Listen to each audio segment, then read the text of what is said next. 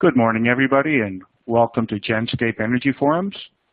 We're going to begin our webinar in about 30 seconds, so if you'd like to settle in and prepare yourselves, I'll start shortly. I'd like to introduce myself. I'm Ted Michael, and along with my colleague Jason Lord, we form the LNG analytics team at Genscape, and today we're going to talk about the rise of global connectivity of gas markets and market fluidity. Our emphasis will be on the role of North American LNG and the supply lines it's building to the rest of the world.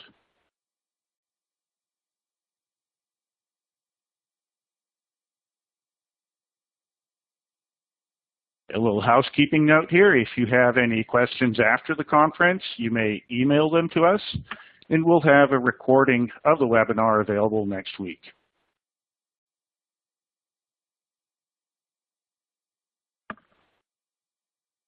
We're looking at a big view of the world today. It includes North America's role. One of the big drivers is going to be global deregulation that we've seen in the United States, spreading to Europe and now into Asia. We're going to cover the role of Marcellus, the Marcellus Utica supergiant field, and its prolific gas production is changing both North American flows and eventually flows out to the rest of the world. And part of these flows, of course, are going through LNG export facilities, and we will review their terms and contract conditions later in the program.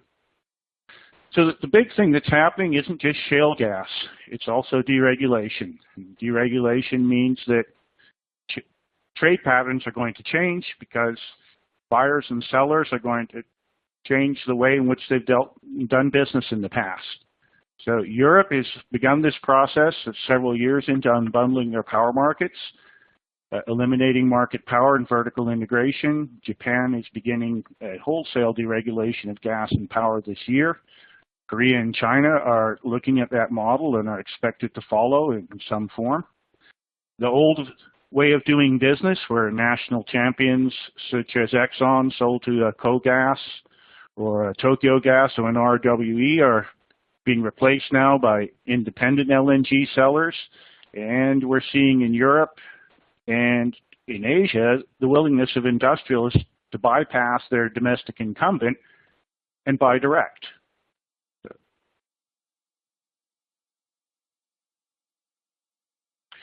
want to give you an idea of the size and scale of global gas markets.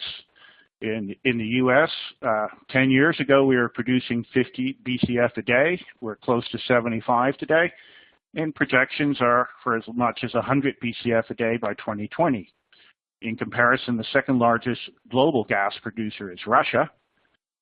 In LNG, the big competitors are Australia, coming online now with a lot of gas, and the traditional incumbent giant, Qatar. We are aiming a lot of the North American gas to Europe. It's one big potential customer, and there's a lot of competition there, with the Russians supplying 15 BCF a day and Norway another 10. North America is preparing to make these exports with 8.5 BCF of LNG currently under construction and a total of 12 BCF a day permitted. There are a lot of new markets opening up, and the United States is going to provide competition to the incumbent suppliers or allow new sources of gas to flow. To give you an idea, we've got 5 projects under construction right now. We have 3 more awaiting a final investment decision, and we have a total perhaps of 70 facilities in North America, obviously not shown on this map here from the regulatory agency. You can see a cluster of them are in the Gulf of Mexico. There are more in Eastern Canada. Western Canada itself has more than 20 facilities proposed. And if we look ahead here, we'll see what's driving this. We have a map here of North American gas pipeline flows. And if I can get your attention on the eastern United States, we see the giant Marcellus Utica gas field in the regions in the upper eastern portion of the continent. The gas fields have been so prolific that they've pushed back the Trans-Canadian pipeline that flows from Alberta. They are in the process of pushing gas that flows from the Rockies and sending that Rockies gas potentially out to the West Coast for LNG export. And we have an additional opportunity to send gas north to eastern Canada to potential export facilities there. And then, of course, the big traditional long-haul trunk lines that have brought gas from the Gulf to the Northeast are now reversing, and much of that reversed gas flow will fuel export capacity on its way to Russia, well, to the Russian border maybe, but on its way to Europe, Turkey, and as far as India.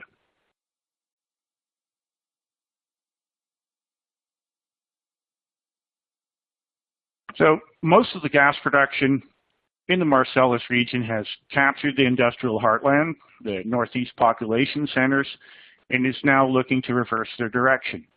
This is going to change the global supply chain, as traditionally gas has come from either Russia or the Middle East, and we're now going to see gas flowing from Marcellus into Europe, Latin America, and into Asia.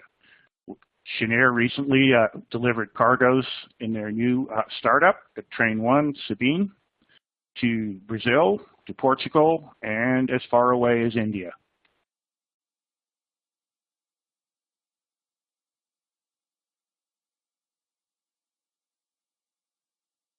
This gives us a picture here again of why North America is so special. In addition to vast reserves of gas, we have a mature legal system and in place a natural gas transport infrastructure system that obviates the need to build pipelines and gas production. A picture of global supply shows us that LNG, as of 2015, was about 35 BCF a day. We're looking at another 15 BCF a day approximately coming on in the next 3 years from the United States and Australia. The North American export projects total about 70 in number.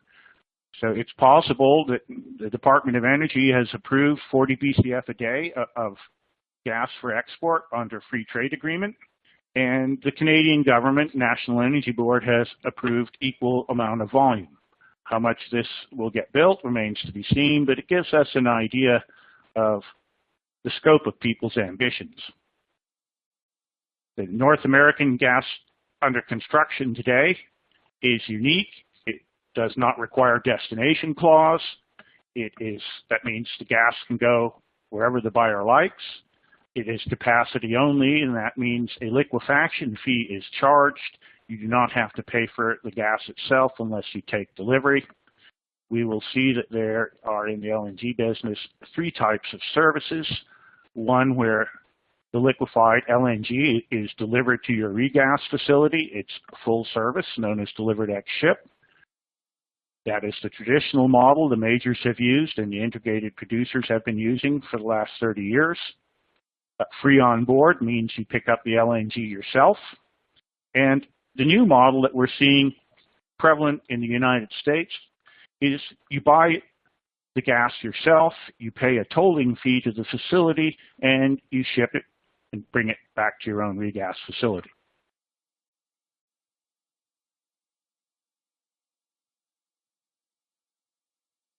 So the question here is, what gets a project built? And what do we need? What does the time look like? The biggest problem have been, of course, regulatory hurdles. The Department of Energy has to approve export. The Federal Energy Regulatory Commission, known as FERC, has to approve siting and various state and agency permits for air and water quality. This is a long process that can take 18 months to 4 years. And of course, you need financing, and financing means you need customers. So either the credit quality of the buyers is good enough to satisfy investors, or companies have to put up their own balance sheets. While these projects are being built in the United States, there's plenty of competition overseas. One of the things that's overlooked is that once you build a facility and a terminal, it's much cheaper to add one more liquefaction train to expand an existing brownfield project, and given Australia has built 7 of these in the last 5 years, their potential for expansion will give North America additional competition.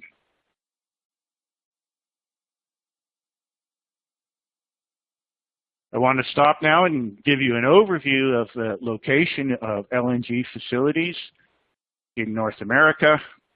We're going to start on the West Coast. There are actually 2 facilities proposed on the Pacific coast of Mexico, one down near the Isthmus, sponsored by Pemex, and then one in Baja California at Ensenada. It's actually a regas facility owned by Sempra. Moving further north, there are 2 projects proposed in Oregon, nearly 23 now in British Columbia.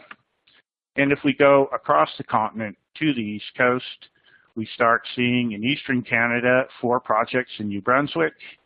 And then, of course, as we head down to the Gulf of Mexico, we see where the majority of projects under construction and the most likely place for further expansion of U.S. facilities.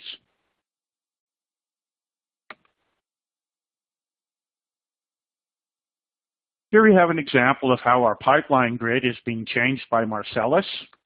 We're anticipating that the Rockies Express that was once built to bring Rockies gas to the East Coast will reverse, or at least a portion of that gas will flow westward along the Ruby pipeline to facilities along the Oregon coast. One of them has been recently withdrawn. That's Oregon LNG due to environmental opposition and other factors. But the second one, Jordan Cove, whose death was prematurely announced a month ago, has just sold half of its capacity to 2 of Japan's large utility buyers. So our expectations at Genscape is the second project at Jordan Cove will go ahead. It is supplied by gas from both the Alberta fields and the Rocky fields, and has received political sponsorship from the Colorado, Wyoming governors, and Senator Harry Reid. You can see that there's a vast network of pipelines here that could feed this facility, so it should not have major supply concerns. Moving north to British Columbia is where we see the vast majority of our projects. These will supply Japan and Asian markets, and they have the advantage of not having to pass through the Panama Canal and being a short distance, relatively speaking, for other facilities in North America. On the East Coast, we have 4 projects. These are targeted to Europe, Turkey, and perhaps India through the Suez or around the Cape of Africa. Several of these have already, the Eastern Canadian projects, Goldboro in particular, has signed up the German utility, Uniper, or formerly known as E.ON. So at least one of these projects is likely to go forward. The Maritimes pipeline that you see here that flows south, bringing gas to New England, can be reversed, and Maritimes has indicated that they could not only reverse the pipeline, but double its 750,000 a day capacity.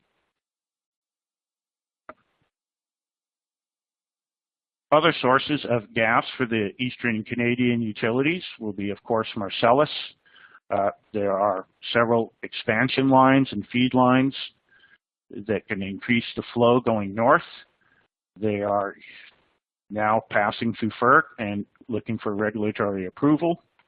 And over in Maryland, we have the first of our facilities that's actually under construction. That is the Dominion Point Cove LNG facility. It draws gas from Marcellus and is contracted to sell that gas to Gale of India, the national gas company of India, and to a Japanese Sogashowa buyer.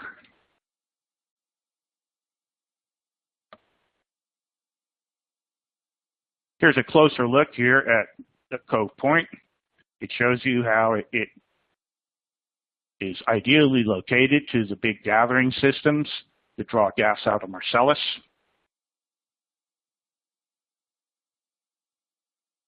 And here we get a larger view of the big long-haul pipeline systems that dominate the United States. This vast network of pipelines can supply the Gulf of Mexico LNG facilities with gas from all the major fields: the Marcellus, Utica, the Haynesville, Eagle Ford, and you can see there is a large network here of pipeline systems available.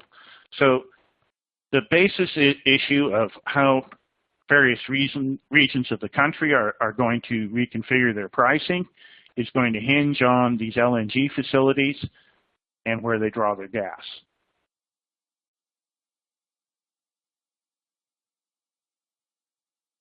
Here's an example of how the natural gas pipelines in North America are being reconfigured to supply Europe and the rest of the world. The Transco line that once hauled gas from Texas, bringing it north to the Yankees, is now hauling it south and is requiring expansions and new laterals to supply LNG facilities along the Gulf Coast. These are under construction today, including Cameron, Cheniere's Corpus Christi plant, Freeport, and other sites further down the Gulf.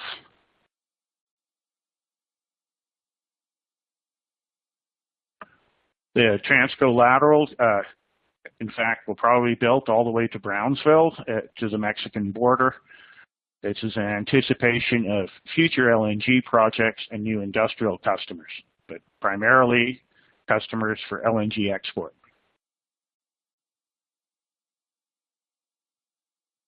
This gives us a bigger view of one of the more prolific gas fields in North America, the Eagle Ford Shale.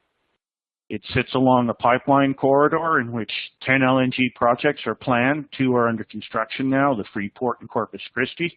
They will draw gas from the Texas supergiant. They will also be competing with exports to Mexico. There are currently about 3.6 BCF a day of gas flowing to Mexico, and Mexican demand is anticipated to be as high as 6 BCF a day in the next 3 years.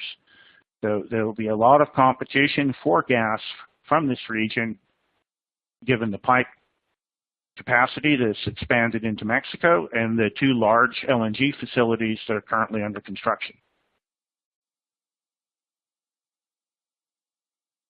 Here's an example of the extent that LNG facilities holders need to go to assure supply. Corpus Christi has contracted 4.5 BCF a day of upstream pipe capacity to ensure gas feedstock for their facility.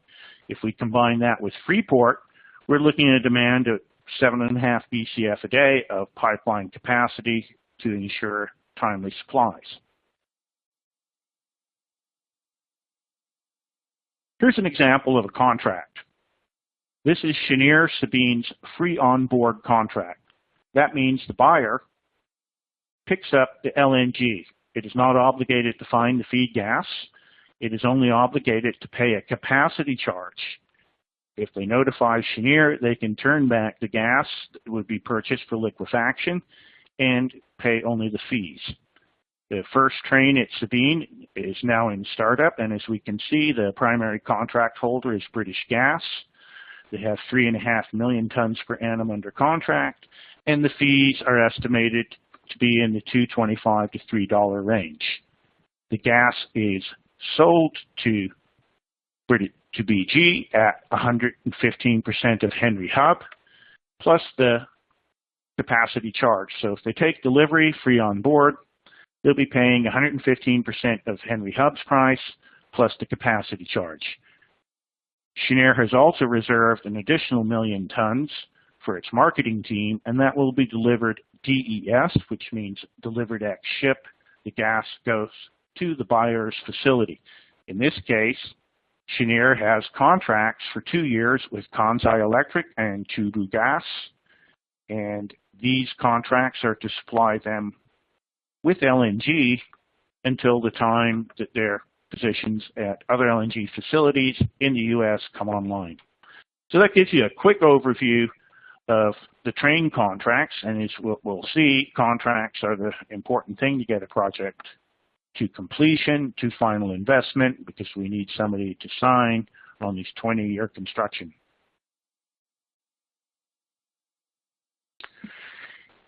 If you're not buying gas or LNG free on board, you'll be like most of the facilities in North America. You're going to pay a tolling fee only. Freeport is what's known as a liquefaction tolling agreement facility. The capacity holders have to get their own gas, and they have to arrange their own pipeline transport. The pipeline contracts, therefore, are assigned to the customers, and as we can see with Freeport, BP, Chubu, Osaka, and the German utility E.ON have all contracted capacity on the Gulf South pipeline in order to get the feedstock to run through their tolling facilities. Cheniere has another project at Corpus Christi, and like the one at Sabine, they sell their gas as LNG.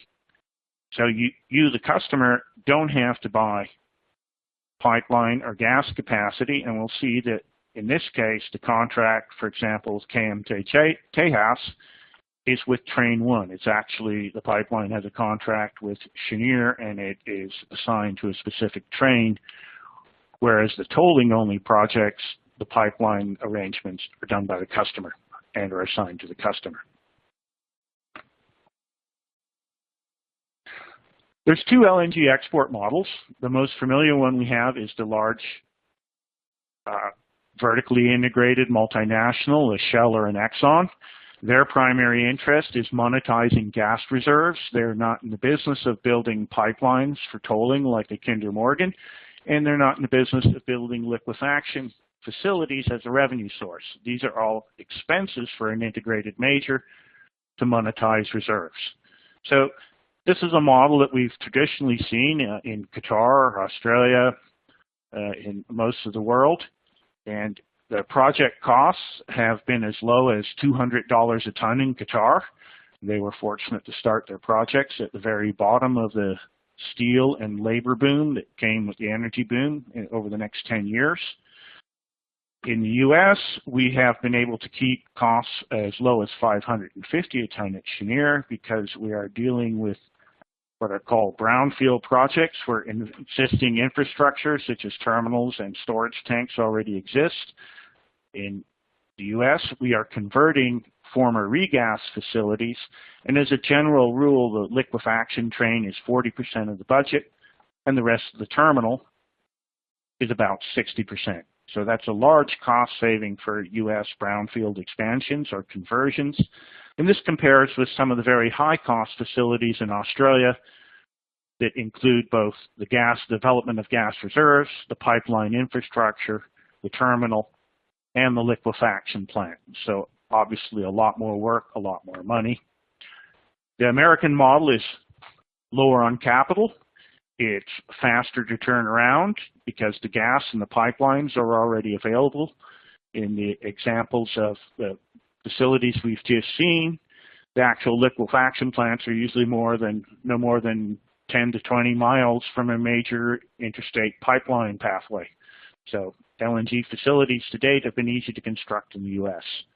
Once we get out into Western Canada, we start to see different models.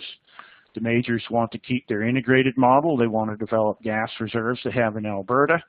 But we also see the independent developers, such as the ones at Freeport, Cheniere or Dominion. These are utilities or project developers who have come in and done standalone liquefaction only. And we'll see that model repeated in Canada, particularly in Eastern Canada.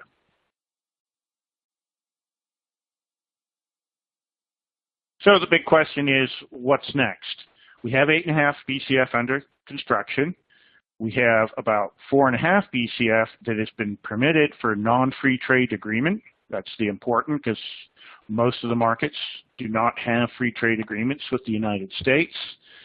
And to expand current production, we're going to need permission from the Department of Energy to move its ceiling, a soft ceiling right now at 12 BCF a day. The next ceiling that's anticipated is 20 billion cubic feet a day. But to get there, even if you have export permission and you have FERC permission to site, you're going to need customers. You're going to need customers with good credit. And that means that equity investors and banks have to be satisfied somebody's going to pay for the project, or alternatively, you're going to have to do like the majors do, and they can put up their own balance sheet. They don't have to wait for customers. They can sell into their portfolio, and they don't need to be accountable to equity investors if they wish to go on their own. The other big obstruction to projects, of course, is what we call social permission. Most people don't want pipeline running through their backyard, or in the case of Brownsville, Texas, LNG facilities going in a couple of miles up the coast from a vacation resort at South Padre Island.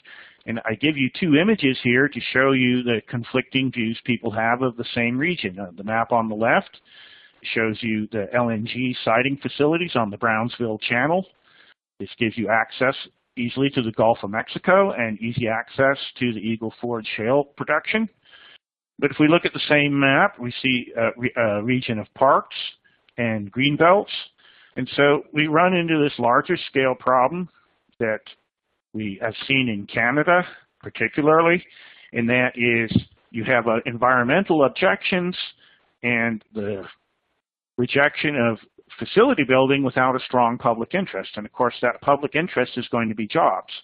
So one of the most important things, or perhaps the most important things to get a project sited, is to be able to deliver a lot of high-paying jobs. That overcomes environmental objections. It provides revenue to the local authorities. And most importantly, if you can get customers, you now have demonstrated public interest, which is what the regulatory agencies look for before they'll permit a facility. So it's not just getting export permission or through the FERC process that you have to overcome local opposition.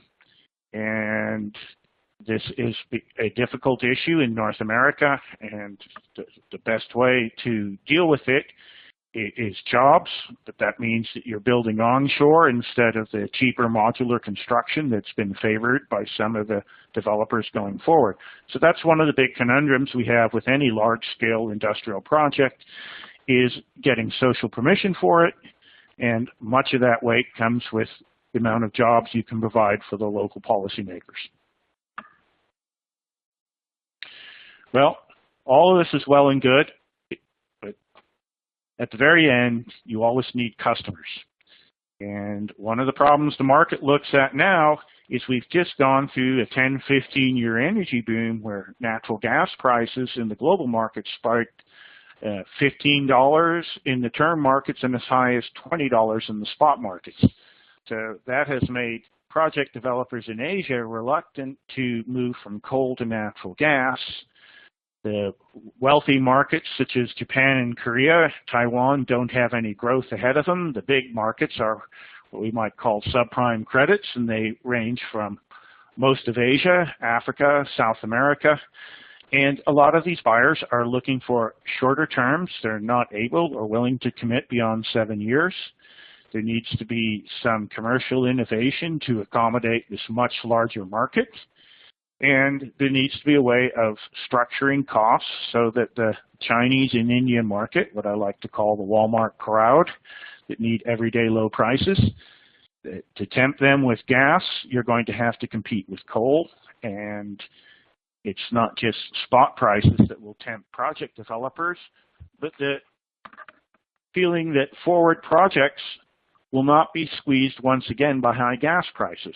So seeing a big natural gas and LNG export development stack in North America may encourage Asian utility developers to sign up for gas.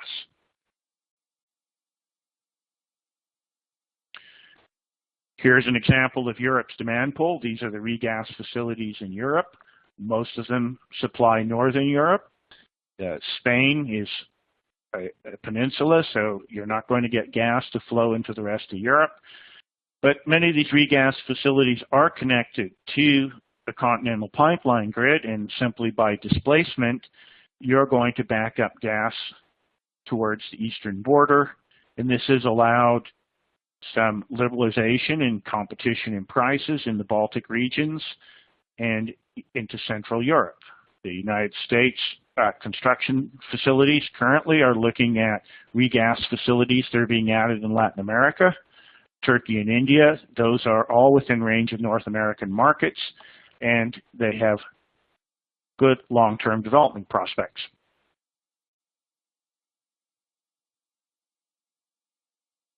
Okay, so if we're going to look ahead, and if LNG is going to be more than a niche fuel, if it's going to be a fuel for the masses, if it's going to push coal off the table and make coal the new wood, it's going to have to do it with everyday low prices. So it's going to have to overcome the fossil fuel stigma for wealthy countries, and it's going to have to find lower construction costs and new technologies to deliver volume to the billions of people in Asia that would like low-cost power. So that's the challenge for our gas industry. I'd like to turn the slides now over to my colleague Jason Lord. He's going to talk about some of the tools we can use at Genscape to monitor this global integration and this booming new source of LNG. Thank you all. Jason, you want to take over here? Hi, Ted. Thank you very much, and good morning, everyone. Ted touched on a couple of great themes that are taking place in the LNG industry, and particularly here in North America. I wanted to touch on what Genscape currently has available in our North American LNG product that allows some more insight into these themes that Ted touched on. So the North American LNG product is really great in that there is a visual confirmation through our monitors that we have, as well as geographical representation that pairs well with the hard data that we also have available. And that could be consumed however you would like. This proprietary real-time monitoring of the LNG supply chain, of commissioning, startup, and continuing operations, this allows a lot of insight into what's taking place in the market. LNG, what we currently have available are some infrared cameras at Sabine, as well as a berth camera that allows live video feed of the loading of ships taking place. In addition, we have pipeline nominations data, as well as AIS and predictive algorithms for ship tracking. In addition, there's another product, Genscape NatGas RT, that shows the North American pipeline grid, and this will be important when the North American natural gas grid is rewritten by LNG.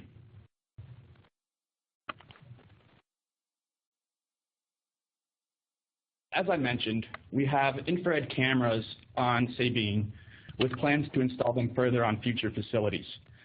We've already seen the benefit to this just at the startup of Train 1, and now as Train 2 is beginning to commission. We really view this as a rinse and repeat process for every train coming online and every facility coming online. We've already seen value that though there is the aggregate volumes of pipeline data that is available through a pipeline ZBB, we've been able to quantify flare size as well as commissioning or dry run gases used in the startup process. This is available through the NatGas portal and has a current hour loop that provides the live feed as well as historical day and hour selections. This has been great for deriving Sabine's liquefied natural gas storage and provides more insight into when liquefaction is taking place versus commissioning, startup, and down the road when a capacity holder is actually taking their gas, as Ted or LNG, as Ted had mentioned.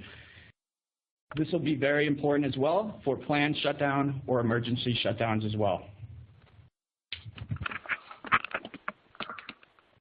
Additionally, we have a visual camera feed. So this has been very valuable on the ship loading side. In addition to the IR camera, it also has a most recent hour auto-refreshing loop as well as historical day selectors. For the user that wants more insight into AIS and ship data, this has been super valuable.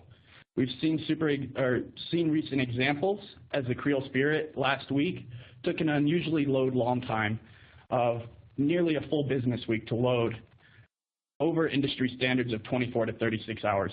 In addition, Asia Vision, the first cargo that left from Sabine for the first export from North America, or continental US, that was super valuable as we were able to see loading arms come out, the ship take on a heel cargo, loading arms retract, and then it actually go out for the first export.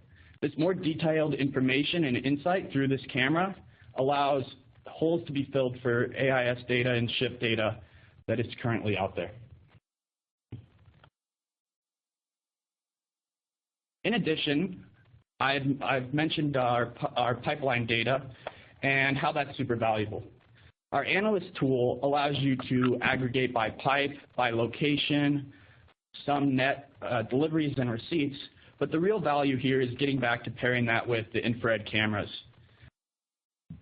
The infrared cameras in combination with this pipeline data and looking at it in different aggregated ways allows the user to really get the complete picture of what's taking place at the LNG facility and being liquefied.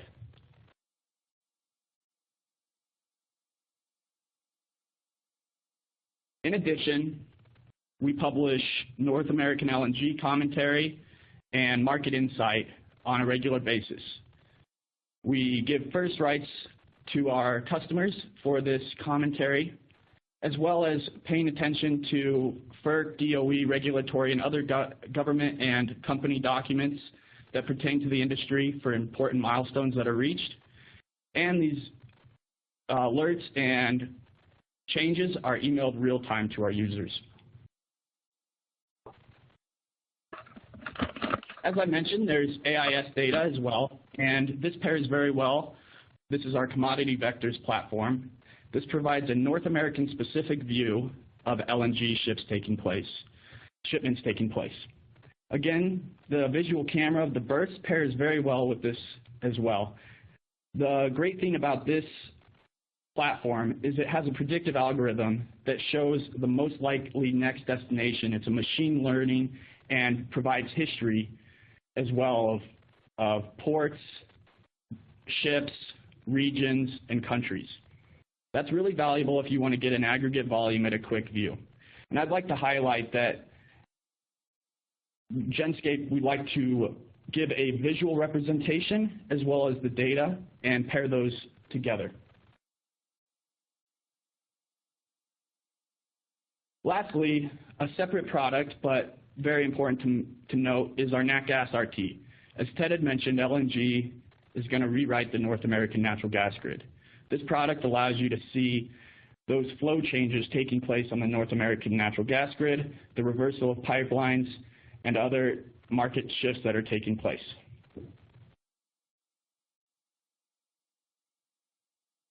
Finally, I'd like to highlight on some use cases and examples that we've additionally used. As you can see here on the left, this is an example screenshot of our infrared camera at Train 1 and Train 2 at the Sabine facility. This is an example of how we know when Train 2 is beginning its commissioning and startup process, and allows insight to not include commissioning or dry run gas volumes that are used in startup processes, and factor that against gas volumes in the aggregate that are used for LNG production. On the right side, as I mentioned, it provides valuable insight into load lines, draft lines, as well as when a ship, and more detail down to the minute of when loading is taking place and when a ship is leaving.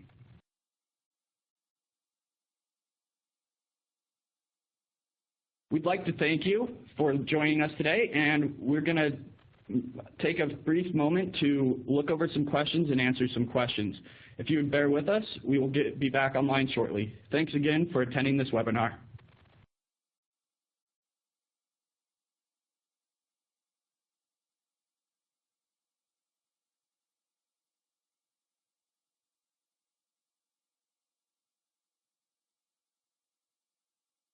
Okay, we have our first question. And the question is,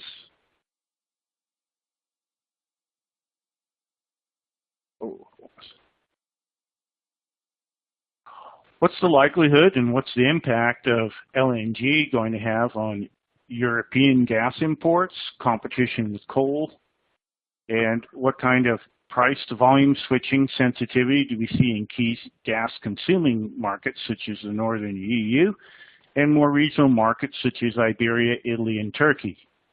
Well, a best guess is as much as 5 BCF a day may be displaced. is coal consumption in these regions. Part of that is the UK switching to gas only and phasing out coal completely. We've seen the Dutch bring on E.ON's bringing on a gas power plant there. So there's going to be some switching. Of course, the problem gas is going to face is that coal will simply lower their prices, and you're going to have competition from Norway and Russia at the same time. So I think that better markets are going to be Turkey and Latin America and perhaps India, because they're not supplied, or at least their incremental supply won't come from pipe. Spain probably won't take more gas because it's oversupplied as it is. It doesn't have the demand. Green power has killed a lot of gas demand, and it's hard to see a lot of it coming back on unless it can long-term guarantee lower prices. People won't add new gas facilities unless they're assured of that. So I would ballpark say for Europe, as much as 5 BCF a day of gas to coal switching. And we've seen gas utilization drop from 70%, let's say, in Northern Europe to as low as 20% last year. So that may give you some indication of the room to move back up. I think, Jason, you want to take this next one? Yes, we have another question here. Can you explain Genscape's plans for monitoring LNG storage for both U.S. export and import facilities? As I touched on with our infrared and berth cameras, we're looking at quantifying flare volumes as well as commissioning, startup, feed gas consumed, as well as what volume is actually being liquefied. Due to the nature of LNG and the tanks being insulated where the infrared cameras are not able to actually see the volume, that would be nice. So the infrared cameras provide insight to break out what is being liquefied versus used in flaring, startup, and commissioning processes. And so far, just with train 1, we've seen those volumes to be pretty big, and that'll be important.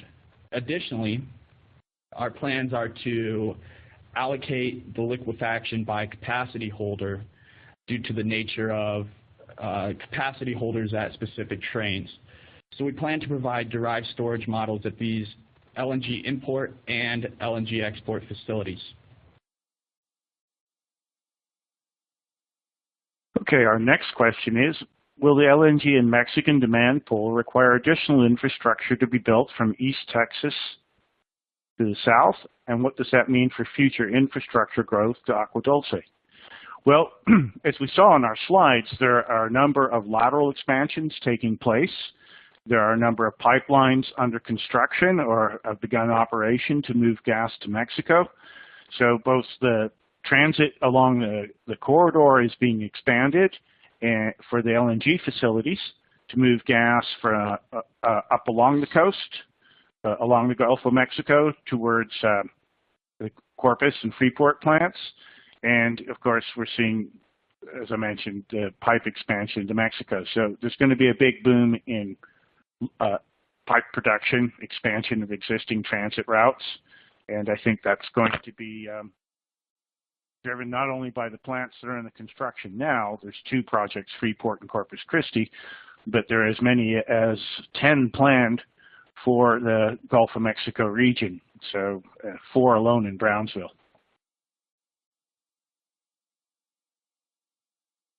Let's see.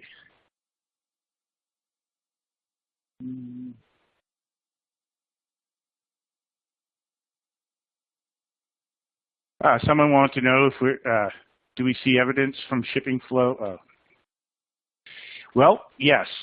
Iberia, the question is, do you see any evidence from shipping flow data of markets like Turkey, Italy, and Iberia taking more LNG volume now with low prices? We're definitely seeing more we will see more going to Turkey simply because they're in an ongoing battle with Gazprom, and Turkey is having political difficulties with Russia. There's a political conflict. So we do not anticipate that Turkey will rely on pipeline imports in the future and are looking to expand their regas facility capacity. We don't see Spain increasing their inflow due to the poor economy. Italy is now stuck between getting pipe gas either from Gazprom with South Stream killed. They're looking at regas facilities, or possibly some sort of supply through Greece and over land. But definitely Italy is turning towards the LNG as a potential gas source. And as you know, ENI, the Italian national champion, is working a large project off Mozambique.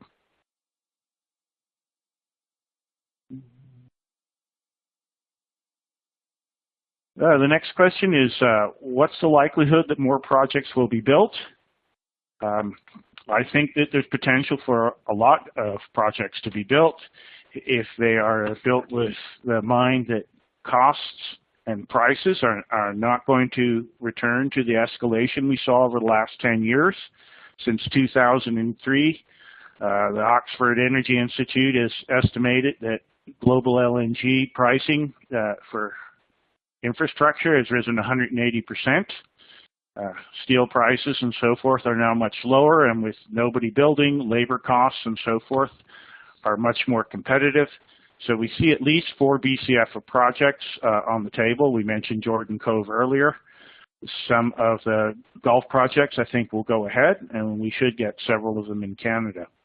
So while it is a buyer's market, it is also a buyer's market for the skills and materials needed to build an LNG facility. After the huge boom we saw over the last 10 years, there's a lot of excess contracting capacity, so I anticipate we'll see lower prices, lower costs, and more buyers. All right, everyone, we're coming to the end of our presentation now, so we wanted to thank you for taking the time to join us today, and any questions we didn't get to, we'll reach out to the person who submitted the questions individually. But if there's any questions about this presentation or anything else, please reach out to Ted or myself, and we again thank you for attending. Have a great rest of your day.